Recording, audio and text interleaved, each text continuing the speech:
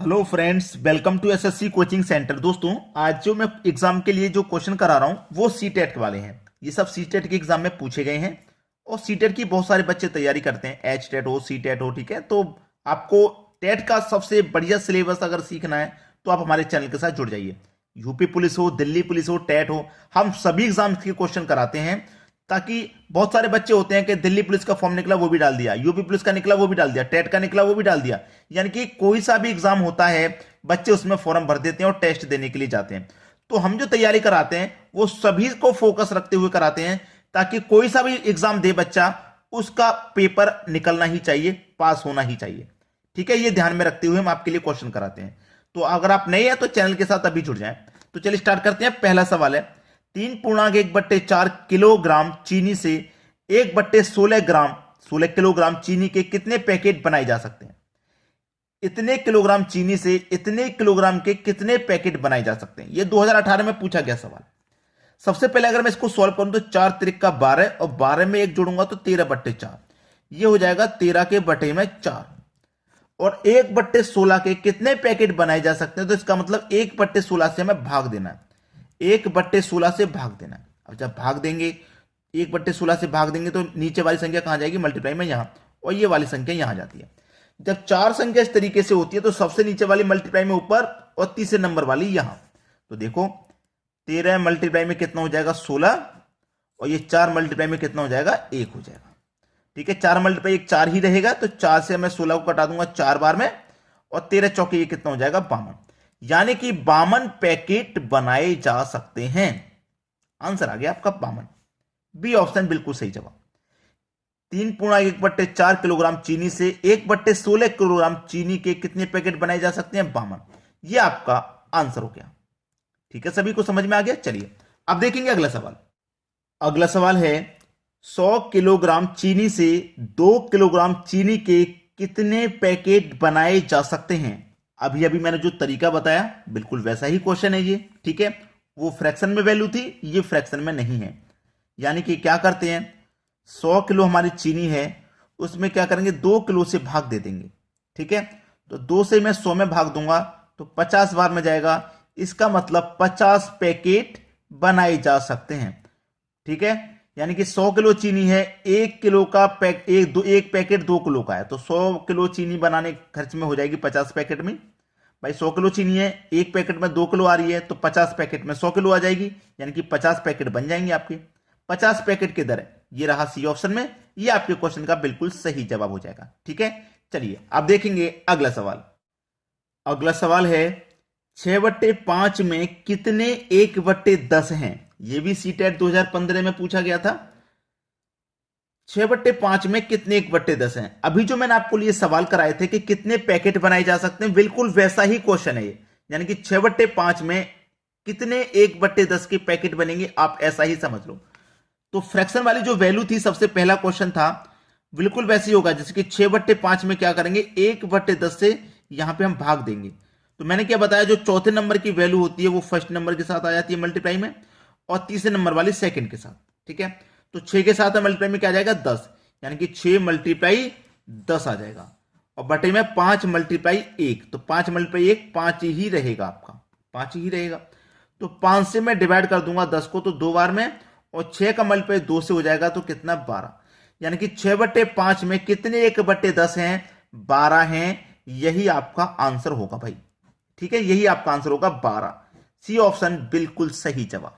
ठीक है, चलिए अब देखते हैं अगला क्वेश्चन।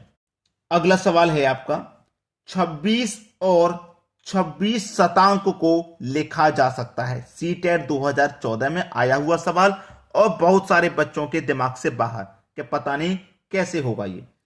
26 और 26 शतांक, ठीक है, को लिखा जाता है। देखिए 26, ठीक है, 26 हो गया, 26 और 26 शतांक बोला उसने। 26 और 26 शतांक को कैसे लिखा जाएगा? यानी कि 26 प्लस 26 शतांक, शतांक बोला ना, शतांक यानी कि 100 से डिवाइड। 26 और 26 शतांक, शतांक का मतलब 100 से डिवाइड। 26 और 26, जो दूसरा 26 शतांक बोला ना, तो 26 में 100 से डिवाइड। ठीक है, 26 हो गया पहला, और दूसरा 26 बोला है, 26 शतांक, तो दूसरे वाले 26 में शतांक से डिवाइड यानी कि 100 से डिवाइड कर देंगे। ठीक है, अब इसमें 100 से डिवाइड करेंगे तो 2 जीरो है ना, तो 2 संख्या बाद दशमलव लग जाएगा, यानी कि 26 में जोड़ेंगे 26, तो ये हो जाएगा 26.26। यही आपका आंसर है। इसमें एक और बनता है, मैं आपको अभी बता देता हूं, डी ऑप्शन यहां तो सही हो गया।